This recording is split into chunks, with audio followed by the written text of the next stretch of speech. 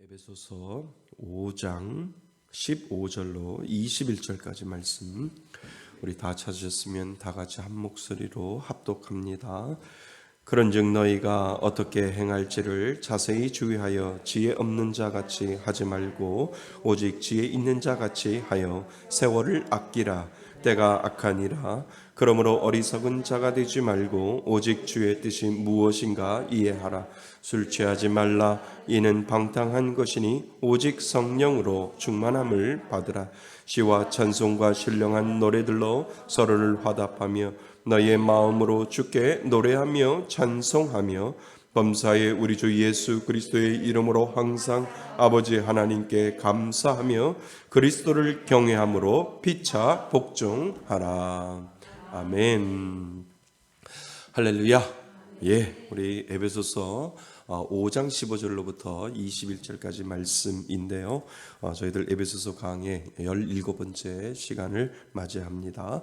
그래서 사도 바울이 계속해서 에베소서를 통해서 에베소 교회를 통해서 우리들에게 말씀하고자 하는 이야기하고자 하는 것을 우리는 늘 기억해야 합니다. 그래서 4장 하반절에 가보면 그리스도인의 생활 방식에 대해서 계속해서 우리가 다뤄봤고요. 그리고 나서 4장 마지막 장에 보면 그리스도인과 그리고 그리스도인이 어떻게 이웃과의 관계 속에서 살아가야 되는지를 설명을 했고, 그리고 우리가 지난 시간에 5장 1절부터 14절까지는 하나님과의 우리와의 관계에 대해서 우리가 살펴를 보았습니다. 그래서 하나님과 우리와의 관계 속에서 제대로 되어질 때 그 사랑을 가지고 우리는 이웃에게 그 사랑을 전하면서 살아갈 수 있는 그러한 믿음의 근거를 하나님의 사랑으로부터 우리는 찾을 수 있다는 거죠. 그래서 이것이 순서가 바뀌면 안 된다고 제가 말씀드렸는데 기억나시나요? 순서가 바뀌면 안 되는 거예요. 먼저 누구 사랑? 하나님의 사랑이 내 안에 있을 때, 하나님의 사랑이 제대로 되어 있을 때 이웃을 먼저 사랑해서 하나님 사랑으로 가는 것이 아니라 하나님의 사랑이 내 안에 왔을 때 그 사랑을 가지고 내 안에 흘러 넘치는 그 사랑 때문에 우리는 이웃을 사랑할 수 있는 거죠. 이것이 이 장로교에서 일하게 하는 기독교 강요의 교리예요. 한마디로. 그러니까 내가 억지로 이웃을 사랑해서 하나님의 사랑을 배워가는 것이 아니라 하나님의 사랑이 내 안에 왔을 때 그 사랑이 흘러 넘쳐서 내 배에서 생수의 강이 흘러 넘치는 것처럼 하나님의 사랑이 내 안에 깨달아지면 이웃 사랑하지 말라고 해도 이웃을 사랑할 수밖에 없는 그러한 근거를 하나님 사랑하고 하나님과 나 사이에 그 사랑이 제대로 정립이 되어지면 이웃을 당연히 사랑하죠. 왜요? 받은 것이 많기 때문에, 받은 것이 있기 때문에 그 받은 것에 대해서 감사하며 살아가는 것이, 베풀며 살아가는 것이고 흘려보내서 살아가는 것이 이웃사랑 그 가운데 있는 거죠. 그러니까 궁극적인 목적은 우리가 하나님의 사랑이 우리 안에, 이 교회 안에 넘쳐 흐르면 이웃을 사랑할 수밖에 없어요. 이웃을 섬길 수밖에 없고 이웃에게 그 은혜를 흘려보낼 수밖에 없어요. 우리가 열심히 이웃에게 사랑을 흘려보내서 하나님을 사랑하는 것을, 하나님의 사랑을 얻어내는 것이 아니라 하나님의 사랑이 내 안에 차고 넘칠 때 그 사랑을 가지고 이웃을 섬기는 그 순서가 절대로 바뀔 수 없다라고 하는 거예요. 그것이 기독교, 예수 믿는 사람들의 종교 가운데 분명히 그것이 있는데, 때로는 이것이 순서가 바뀔 수가 있어요. 아니에요. 순서는 안 바뀌어요. 우리가 믿는 하나님의 사랑이 내 안에 넘칠 때 그 사랑이 힘을 가지고 우리가 섬긴다라고 하는 것을 여러분 먼저 기억하실 수 있기를 바랍니다. 그리고 나서 5장 15절을 이제 15절부터 21절까지는 이제 우리가 개인적으로 삶에 있어서 급박하게 가장 중요한 것이 무엇인가를 사도 바울이 슬쩍 터치를 해주고 있어요. 그러니까 이 세상에 중요한 것들이 많이 있고 우선순위를 정하면서 살아가는 사람들이 참 많이 있어요. 그러니까 요즘은 젊은이들이 그렇게 이야기하잖아요. 돈 많이 벌고 싶다고, 돈 많이 벌어서 떵떵거리면서 정말 부족함이 없이 살고 싶다고. 근데 그 안에 뭐가 없으면, 예수가 없으면 아무 소용이 없다라고 하는 거예요. 그래서 사도 바울이 마치 이 부분은 아주 긴장감 넘치는, 그러니까 이 헬라어 원어를 보면 아주 긴장감이 넘치는, 그러니까 곧 주님이 오실 것 같은 그러한 느낌의 그 문장을 사도 바울이 쓰면서 뭐라고 얘기하면, 가장 중요한 게 뭔지 아냐? 가장 중요한 게, 주님이 언제 오실지 모르지만 가장 중요한 것을 위해서 너는 살아야 하는데 그 중요한 걸 놓치고 다른 것을 해봐야 아무 소용이 없다라고 사도 바울이 그 이야기를 아주 텐션 있게, 긴장감 있게 15절부터 21절까지 계속해서 써내려가고 있는 것을 우리는 먼저, 사도 바울이 그냥 느슨하게 쓴 것이 아니라 아주 긴장감을 가지고 너는 인생을 살아갈 때 무엇을 우선순위로 하면서 살아갈 건데? 라고 물어보는 그 질문을 통해서 15절부터 21절까지 우리들에게 그것을 설명을 해주고 있다라고 하는 그 마음으로 15절부터 21절까지를 우리가 사도 바울을 생각하면서 우리가 읽으면 하나님이 우리들에게 주시는 그 말씀의 메시지가 분명히 있다라고 하는 거지요. 자, 그래서요 15절부터 21절까지 보면 그런즉 너희가 어떻게 행할지 자세히 주의하여 뭐 없는 자 같이 지혜 없는 자 같이, 여기다가 밑줄을 좀 치우셔야 돼요. 여기에 핵심 내용이 있어요. 너는 인생을 살아가는데 정말 지혜 없는 자처럼 살아가는 것이 아니라 지혜 있는 자처럼 살아가야 되는데 어떻게 사는 것이 지혜 있는 자의 삶의 모습인가? 라고 하는 것을 긴장감 있게 사도 바울이 지금 설명을 하고 있다는 거죠. 그래서 15절부터 21절까지는 지혜 있는 자의 삶이 무엇인지를 정확하게 우리들에게 설명을 해주고 있다라고 하는 겁니다. 그러니까 오늘 말씀은요 2가지로 지금 사도 바울이 설명을 하는데요, 첫 번째와 두 번째를 우리가 생각을 해볼 수가 있습니다. 자, 그래서요 바울은 그리스도인의 이름으로 감사하는 삶에 대해 교훈을 합니다. 모든 그리스도인은 종말의 때를 향해 사는 종말론적 존재입니다. 왜요? 주님이 언제 오실지 모르니까요. 맞지요? 그러니까 항상 오늘도 종말처럼 사는 거예요. 그것이 우리들에게 약이 된다니까요. 건강한 신앙이라니까요. 그래서 하나님이 그때와 그 시를 우리들에게 가르쳐 주지 않는 거예요. 오늘 올 수도 있고 내일 올 수도 있고 오늘 밤에 올 수도 있는데 너는 오늘도 긴장하면서 살아라.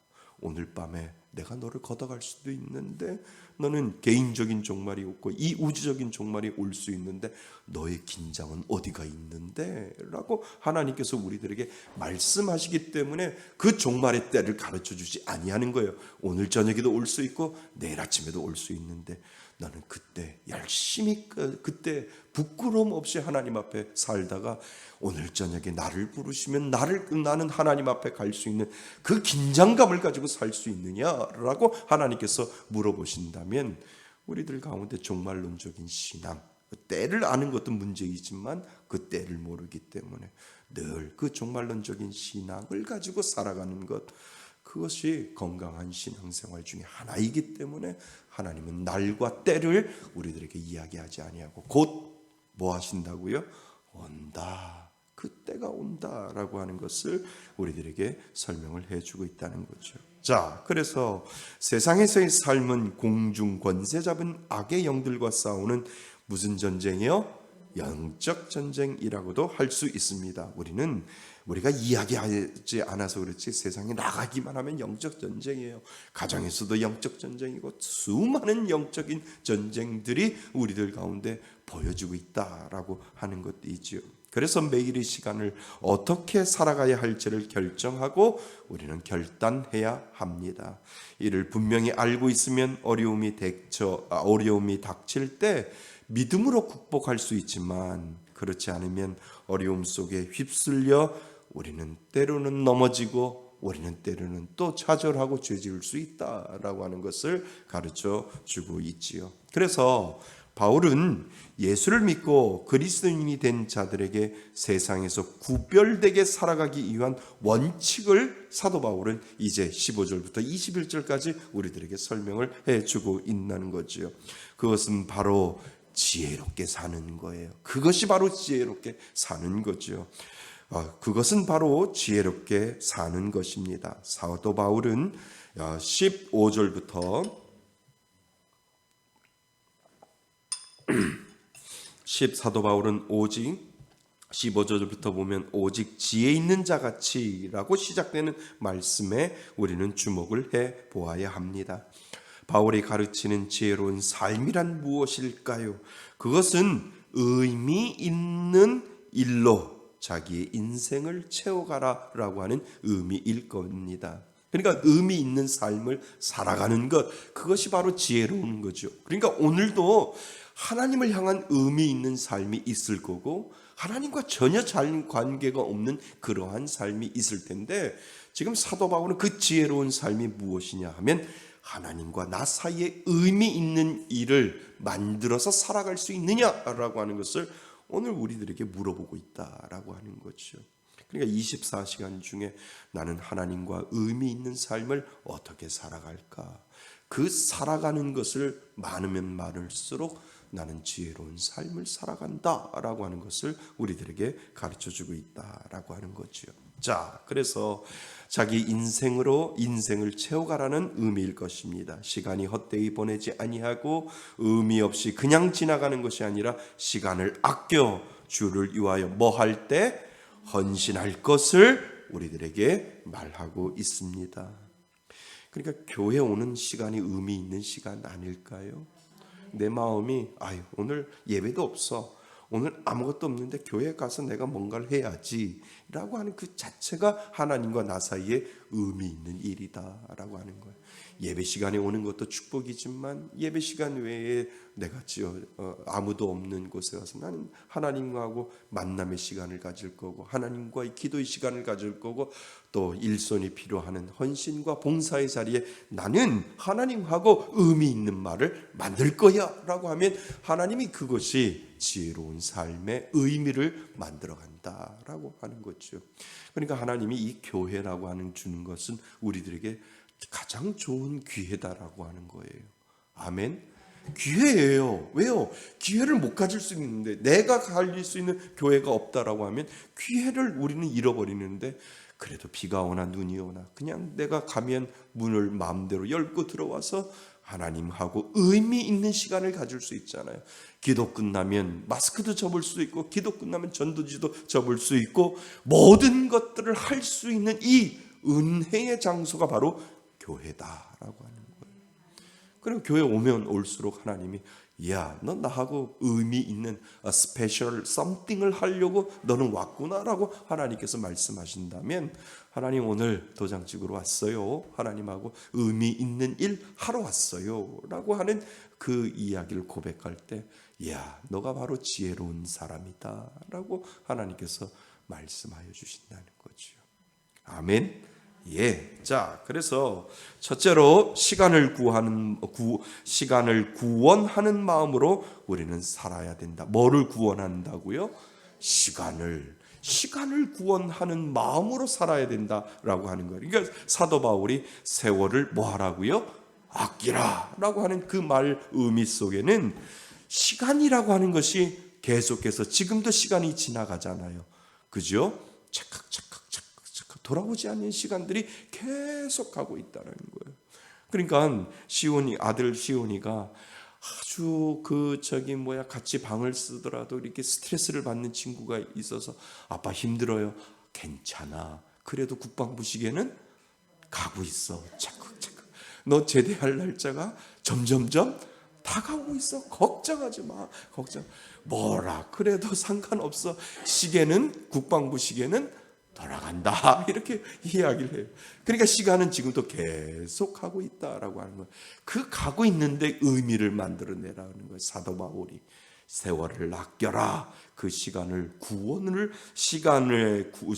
구원하는 마음으로 너는 살 수 있겠니? 라고 사도 바울이 우리들에게 설명을 하고 있다는 거죠. 먼저 우리가 생각할 것이 있습니다. 바울은 우리에게 자세히 주의하여 주의 뜻이 무엇인지를 이해하고 지혜로운 자가 되기도 하고 우리들에게 가르치고, 어떻게 하면 주님의 뜻을 이해하고 지혜로울 수 있을까요? 라고 하는 질문을 우리가 던집니다. 사실 유대인들은 이에 대한 답을 정확히 가지고 있어요. 어떻게 해서 지혜로운 삶을 살아갈 수 있을까? 지혜로운 삶의 근원이 무엇일까? 분명히 유대인들은 구약 율법을 통해서도 가르쳐 주듯이 이들은 알고 있어요. 그것이 뭐예요? 여호와를 경외하는 것이 지식과 뭐의 근본이라고요? 지혜의 근본이다라고 분명히 구약 성경에 우리들에게 설명을 유대 이스라엘 백성들에게 설명을 해주기 때문에 가장 지혜로운 근원은 지혜의 근원은 말씀을 통해서 이루어진다라고 하는 것을 그 말씀을 경외하고 그 말씀의 근간을 통해서 지혜를 얻을 수 있고 그 행동의 근원이 바로 말씀이다라고 하는 사실을 이 이스라엘 백성들은 알고 있었다라고 하는 것이지요. 그래서 결국 이 페이지 결국 말씀을 읽고 묵상해야 한다는 결론에 우리는 도착을 합니다. 그래서 말씀을 근거로 우리 앞에 벌어진 일들이 뭐를 평가해야 해요? 옳고 그름을 무엇을 통하여? 말씀을 통하여 그 그름을 평가할 수 있다라고 하는 거죠. 그러니까 말씀이 나한테 직접 그렇게 말씀하고 말씀해 줄 수 있고요. 그 말씀이 내 안에 소화되어 있는 상태, 그 말씀이 나한테 완전히 흡입되어져서 내 안에 그 말씀이 지금 완전히 융화되어 있는 그 상태에 있을 때 말씀이 나에게 이야기한다는 거예요. 내 안에 성령님이 너 그렇게 살면 되겠니? 라고 물어보시고 너 그렇게 살면 안 돼 라고 그 말씀이 나를 이끌어가고 그 말씀이 나를 제율하고 그 말씀이 나를 회개케 만들어 놓는다는 거죠. 그러니까 그 말씀이 옳고 그름을 평가해 준다는 거예요. 그거 하면 안 돼 라고 내가 내 속에서 완전히 융화돼서 소화되어진 그 말씀이 나를 계속해서 이끌어가고 나에게 지혜를 준다라고 하는 거예요. 물론 말씀을 폈을 때 그 말씀이 나에게 응답하실 수도 있고요. 그 말씀이 나에게 대답하실 수 있어요. 그 말씀이 나에게 어떻게 하라고 나침반처럼 지시를 할 수 있지만 내가 이 말씀의 근원을 통해서 내가 내 안에서 그 말씀이 완전히 융화돼서 내 거가 되어 있는 그 상태에서 말씀이 나의 옳고 그름을 스스로 평가하도록 그 말씀이 나를 인도해 준다라고 하는 것. 이것이 바로 믿는 사람들의 모습이겠지요. 그렇게 하나님의 말씀을 묵상하는 목적은 무엇을 하기 위함일까요? 세월을 아끼기 위함이지요. 뭐라고요? 세월을 아끼. 그냥 말씀을 묵상하는 것이 세월을 아끼는 거래요. 왜요? 세상에 어떠한 것보다도 가장 보람되고 가장 근본적인 일이 말씀을 묵상할 때 그것이 바로 어떠한 것보다도 세월을 아끼는 것이 된다라고 사도 바울이 우리들에게 이야기를 해주고 있다는 거죠. 그래서 이 말을 다르게 표현하면 세월을 살아라고 하는 말도 되고 대가를 지불하고 그 시간 그 기회를 붙잡으라라고 하는 것도 된다는 거죠. 그래서 특별히 여기에 아끼라라고 하는 말은 헬라어 단어로 무엇이라고 되냐면 구원하라라고 하는 의미도 내포되어 있다는 거예요. 세월을 아끼라라고 할 때 그 아끼라는 것은 그 시간을 구원하라라고 하는 의미도 들어있다라고 하는 거예요. 그러니까 우리 인생이 짧은 인생이지만 그 짧은 인생에서 가장 중요한 건 뭐냐면 하나님 그 시간을 구원하기 위하여 말씀에 집중하고 그 말씀에 따라서 온전히 하나님의 그 지도를 받으며 살아가는 것, 그것이 바로 지혜로운 사람이다 라고 우리들에게 가르쳐주고 있다는 거죠. 이제 법이 바뀌어서 제가 2살이 내려왔어요. 53살이에요. 할렐루야도 안 하네요. 법이 바뀌어서 이제 만 나이로 다 하기로 되어 있대요. 처음 들어보세요? 이제 우리나라도 이제 만 나이로 나이를 정하기로 했대요. 그래서 어떤 사람은 생일 안 지난 사람은 2살이 어려지고 생일 지난 사람은 1살이 어려진대요. 감동도 없으신가 봐. 아멘도 없으신가 봐.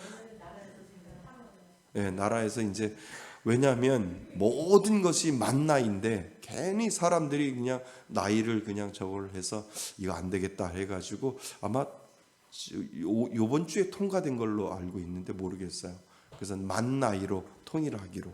그래서 병원에서 나오는 만 나이 있잖아요. 그 나이가 내 나이다라고 이렇게 이야기하신. 그러니까 외국이나 유럽인은 다 만 나이잖아요. 우리나라만 태어나자마자, 그러니까 12월생 태어나자마자 12월생은 바로 2살이 되잖아요. 그러니까 그것이 아니라 이제는 무조건 만 나이로 해서 이제 나이가 한두 살씩 젊어졌다라고 이야기를 해요. 그래서 제가 젊어졌잖아요. 아유, 감동이 없으신가 봐요. 이제 예? 의미가 없어요?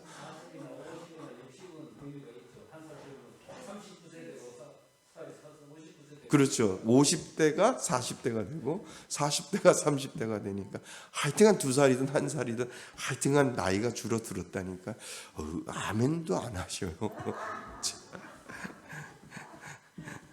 자, 하여튼 아끼라라고 하는 말은 헬라어 단어로 구원하라라고 하는 의미가 있다는 거죠.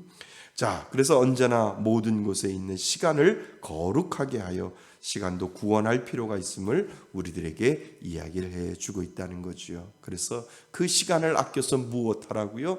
하나님의 말씀으로 무장하여 그 말씀의 근거를 통해서 살아가는 것, 그것이 바로 이 땅을 살아갈 때 우리에게 가장 중요한 세월을 아끼는 방법 중에 하나임을 사도 바울이 미리 우리들에게 이야기를 해주고 있다라고 하는 거죠. 자, 세월을 아끼는 것의 반대는 무엇일까요? 그거는 방탕함입니다. 그래서 술 취함과 같은 방탕한 생활에서 벗어나라고 하는 것은 허송세월하지 말라라고 하는 뜻입니다.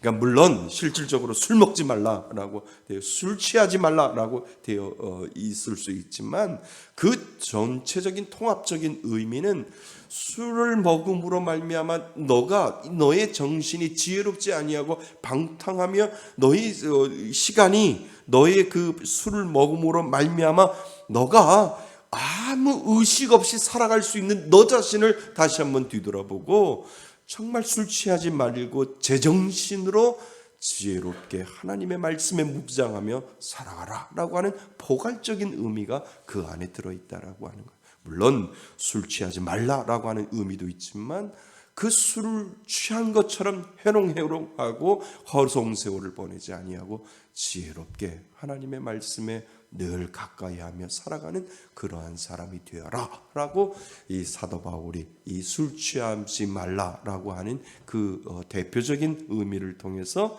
우리들에게 설명을 해주고 있다라고 하는 거죠. 그래서 바울은 악한 세상에서 살아가려면 방탕함을 버리고 주 하나님의 진리로 충만한 삶, 곧 성령으로 충만한 삶을 살아야 된다라고 가르칩니다. 세상은 지식을 얻기 위해서는 많은 시간과 노력을 투자하면서도 하나님의 지식을 얻고 그 지혜를 무장하기 위해서는 시간을 쓰는 것을 뭐하는 사람이 많아요? 아까워하는 사람이 많이 있습니다.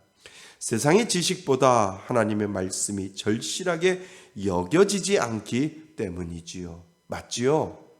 여겨지지 않기 때문에 하나님의 말씀에 투자하지 아니하고 세상 것에 많이 투자를 한다라고 하는 거죠. 그래서 바울은 의미 있는 것으로 자기 인생을 채우라라고 이야기를 합니다. 그리스도인으로서 세상에서 구별된 삶을 살기 위해 말씀을 읽고 묵상함으로 의미 있는 지식, 여기다 밑줄을 치우셔야 돼요. 무슨 지식이요? 의미 있는 지식, 하나님의 진리를 깨달을 필요가 분명히 있다라고 하는 거죠. 그 지식이 세월을 구원할 수 있는 뭐가 된다고요? 지름길이 된다라고 하는 거예요. 이것만큼 중요한 게 없다라고 하는 것이지요. 그러니까 지난 어떤 분이 믿음에서 많이 떠났다라고 이야기를 해서 어떻게 하면 믿음을 회복할 수 있을까요? 라고 이야기를 해서 물론 교회 예배에 참석하고 하는 것도 좋지만 밤에 혼자 있을 때 다시 처음으로 돌아가서 정말 십계명 다시 쓰셔야 되고 사도신경 다시 쓰셔야 되고 주기도문 다시 쓰셔야 돼요. 쓰시고 또 쓰시고 또 쓰시고 또 쓰셔서 그 가운데 정말 내 안에 죄가 깨달아지면 하나님 앞에 고백하시고 그 죄를 회개하셔야 되고, 내 안에 잃어버렸던 그 믿음을 다시 회복하기 위해서는 그 작업이 다시 필요합니다. 그리고 나서 말씀으로 들어가야 됩니다라고 제가 그렇게 말씀을 드렸어요.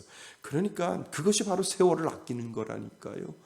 내가 무엇을 하는 것이 중요한 것이 아니라 내가 말씀 가운데 다시 들어가기 위해서 그 역할을 하지 아니하면 정말 우리들은 그 세월을, 허송 세월을 보낼 수 있다라고 하는 거예요.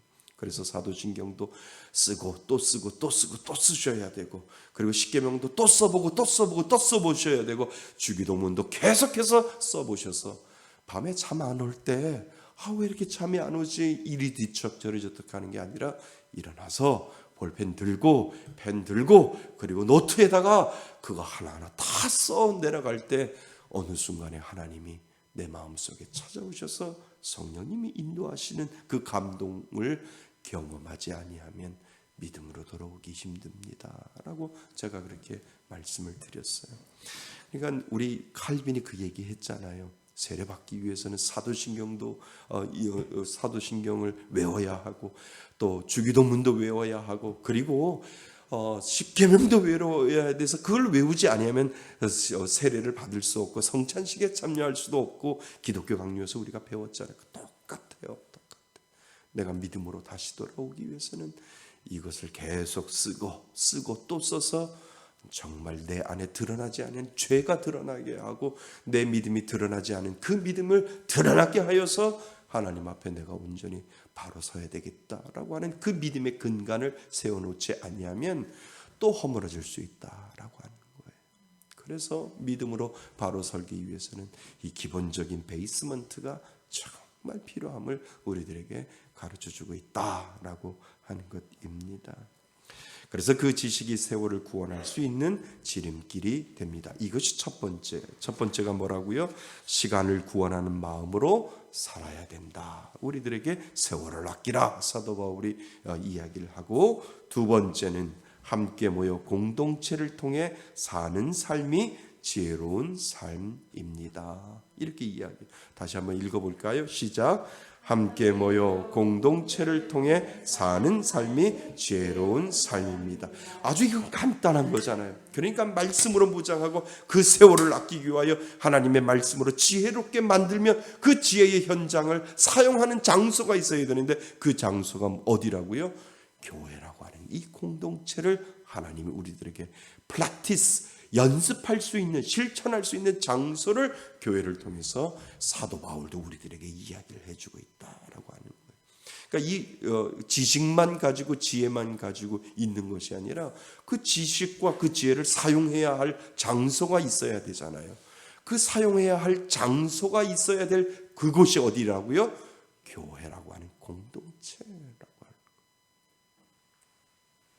그러니까 성악가가 아무리 노래를 잘 불러도 무대에 서지 아니하면 노래 잘 못 불러요. 누구보다도 그냥 여기서 찬양하시는 분보다도 못 불러요. 여기 찬양하시는 분들은 뭐예요? 매주 찬양하잖아요. 그러니까 아무리 드럼을 학원에 가가지고 30만 원, 20만 원을 주고 드럼을 배워봐도 실전에 가서 써먹을 데가 없으니까 매일 뚱딱뚱딱 하면서 매일같이 드럼 치는 사람보다도 못하다라고 하는 거예요. 그러니까 교회가 그러한 장소가 되는 거예요. 피아노 아무리 학원을 다니면서 열심히 연습을 해도 실전에서 사용할 데가 없기 때문에 피아노를 친다 해도 그것이 능숙하게 되어지지 않는다는 거예요. 여기서 1년, 교회 와서 1년, 2년, 3년, 4년, 5년 피아노 띵가띵가 하다가 정말 스페셜이 될 수 있다라고 하는 것은 여기에서 지혜와 지식을 가졌다라고 하면 이 공동체를 통해서 하나님이 실천할 수 있는 장소를 여기에서 내 믿음을 가늠해보고 내 믿음이 어느 정도에 되어지는지를 분간해보고 나보다 믿음이 앞선 사람들을 내가 더 열심히 열심히 해야 되겠구나. 그리고 나보다 믿음이 연약한 분들은 내가 저분을 도와줘서 힘들고 어려운 부분들을 다 건너뛰을 잘 올라올 수 있도록 내가 자리를 만들어 줘야 되겠다라고 하는 그 장소가 어디라고요? 교회라고 하는 그 장소를 하나님이 우리들에게 주셨다는 거죠. 여기가 바로 천국인 줄 믿습니다. 그러니까 천국에 가면 이러한 모습이 실천할 장소를 우리들에게 이 땅에서 하나님이 교회를 통해서 그 천국의 모형을 우리들에게 보여주신 것이다 라고 하는 것을 오늘 우리들에게 가르쳐주고 있다라고 하는 거죠. 자, 그래서요 바울은 또한 공동체를 이루어 함께 예배하는 것을 강조하고 있습니다. 맞지요? 그런데 말씀을 아는 것과 함께 예배하는 것은 다른 것이 아닙니다. 바울은 시와 찬송과 신령한 노래들로 화답하고 마음으로 주님께 노래하고 찬송하라고 19절 말씀에 나와 있지요. 이는 함께 모여 예배하라는 가르침이 그 가운데 있다는 거예요. 그러니까 예배는 전인격이라는 거예요. 아멘. 예배는요 그냥 와서 있는 것이 아니라 내 온 마음과 온 생각과 온 마음과 온 행동을 하나님 앞에 드리는 전인격이라는 거예요. 예배가. 그래서 예배는 현장감이라는 거예요.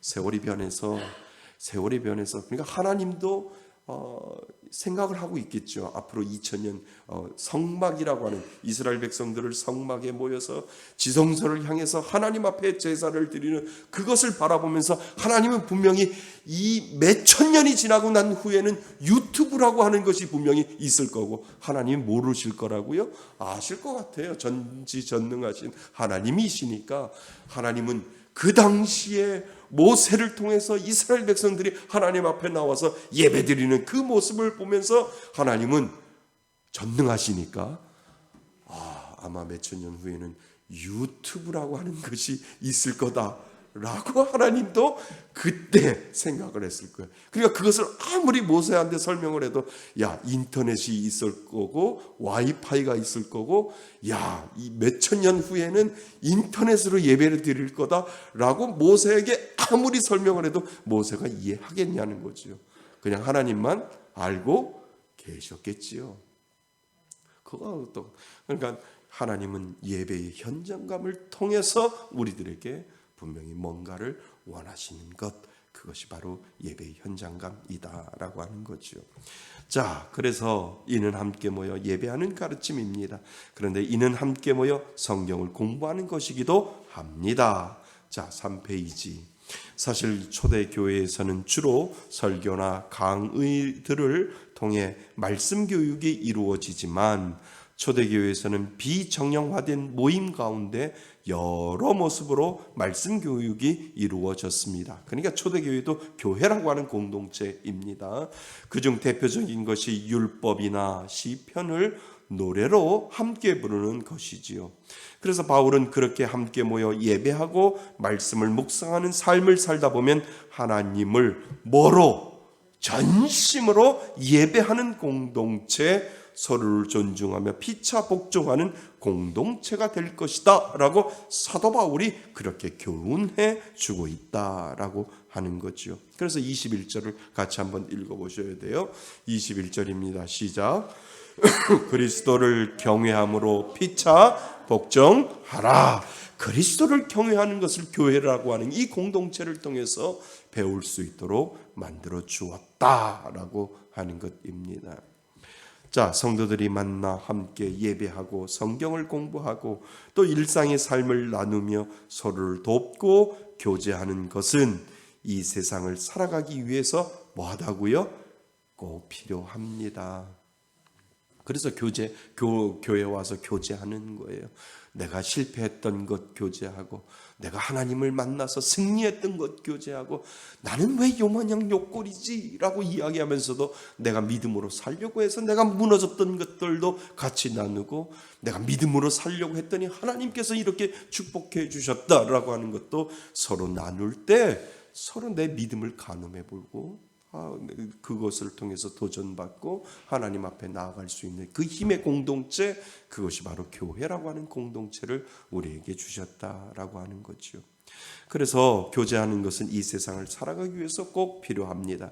방탕한 자들과 만나거나 지나친 TV나 영상물에 빠져 시간을 보내는 어리석은 모습을 버리고 신실한 지체들과 하나님의 말씀을 함께 나누고 예배하는 시간을 더 많이 가지기 위해 우리는 뭐 해야 해요? 힘써야 돼요. 그죠?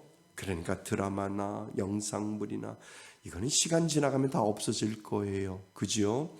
그렇지만 믿음의 교제, 하나님과의 사랑의 교제, 그 공동체 안에서 이루어질 교제, 어디를 꿈꾸며 천국을 바라보며 천국에 가도 믿음의 사람들과 이렇게 교제하고 믿음의 이야기를 분명히 할 것이다 라고 하는 그 믿음의 바람을 가지고 지금 하나님이 이 교회를 통해서 천국의 모습을 보여줬다면 천국은 그 영원한 것이 아직도 계속해서 이어질 것이다 라고 하는 그 기대감을 가지고 교회에서 섬기고 그 공동체 간에 교제하고 사랑할 수 있는 그 이유를 이 공동체를 통해서 하나님이 주셨다라고 하는 것을 여러분 기억하실 수 있기를 바랍니다.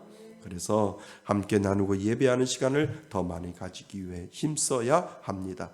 다들 바쁘고 시간이 없다고들 하지만 사실 현대인들은 역사상 가장 많은 여가 시간을 누리고 있대요. 통계 자료에 따르면. 그죠? 요즘 애들은 반공일이라고 이해할까요? 우리 어렸을 때 반공일 있었잖아요. 토요일. 그러니까 반은 공휴일이다라고 해서 토요일만 되면 학교 가면 점심시간 전에 끝나니까 오늘은 반공일이야. 반은 공일이야 라고 해서 하는데 요즘 애들 토요일날 학교 안 가니까 반공일이라는 말을 이해를 못할 거예요. 그죠? 그런데 이 여가 시간을 그 당시에는 우리는 여가 시간이 없었잖아요. 근데 지금은 얼마나 많아요. 그러면서도 더 놀고 싶어가지고 주 4일 근무를 하자고 이야기를 하잖아요. 그러니까 월요일도 쉬고 화, 수, 목, 금만 4일만 일하자. 그러면 밭은 누가 메고?